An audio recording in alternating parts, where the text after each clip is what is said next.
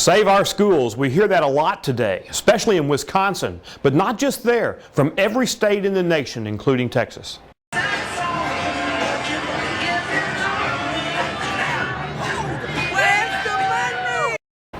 But do we really want to save our schools in their current condition?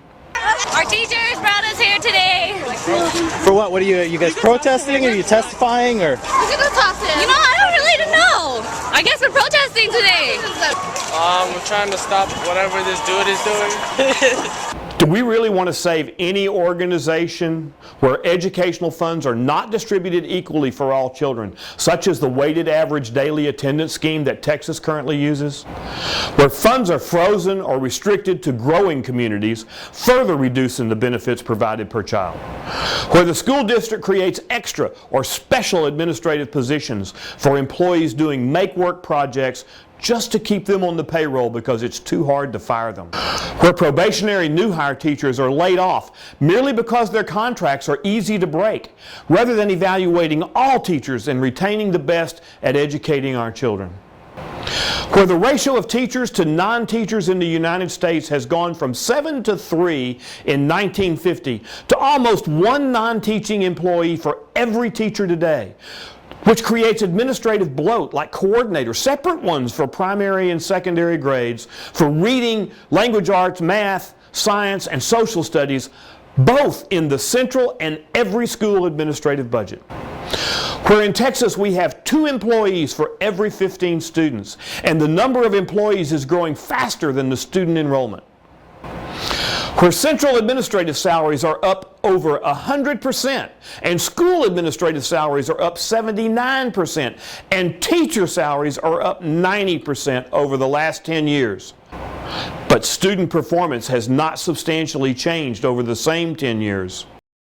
Where librarians do not have teacher status, regardless of all the reading programs they run, and lose funding for valuable reading programs. Where we do not count outside contract personnel and consultants as employees and obscure their costs while we hide administrative personnel like principals, assistant principals, and counselors to make the number per child look better to the public than they really are.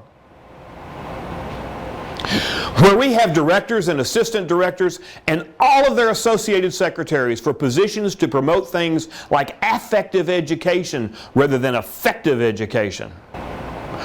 Where the administrators often take expensive professional development trips to exotic places on our tax money. Where we maintain school buildings that are underutilized because of population shifts rather than selling the buildings and property and shifting the students to other schools.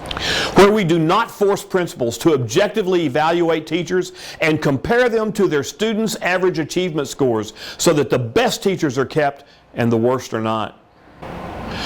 Where a single school described as skeletal has 3 principals, 3 counselors, 1 nurse, 1 attendance clerk, 3 secretaries, a registrar, a bookkeeper, and 5 instructional coaches or department heads who only teach 1 to 3 classes per day out of 7 periods. Where finances and accounting books are anything but transparent. Where we rehire retired administrators and pay them again along with their pensions. Where new grant programs that require new employees bloat our payrolls with these same employees once the grant money is gone. Where we waste money and do harm to children with bilingual education.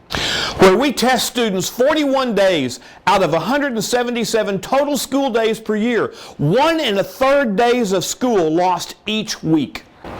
Where we completely eliminate morals from our rules and standards. Where we allow our teachers to join unions so that union thugs can negotiate higher salaries and benefits with a school board they help to elect and who receive donations from the same unions at the taxpayers' expense.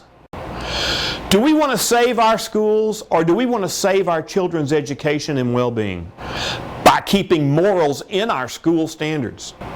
By allowing the Pledge of Allegiance and prayer at sports functions and at the start of each day. By cutting handouts like free meals and free condoms in our schools. By having dress codes to help enforce learning attention. By eliminating bilingual language classes and their cost and immersing the children in English. By making teacher and administrative evaluations meaningful and useful to improve our schools and districts. By introducing tax incentives to help interested parties set up magnet-type schools for vocational education across district lines.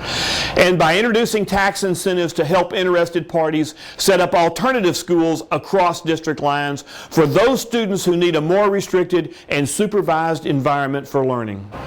Join Kingwood Tea Party in asking our local school board and state legislators to cut the educational budget in the middle bureaucracy, not in the classrooms or libraries.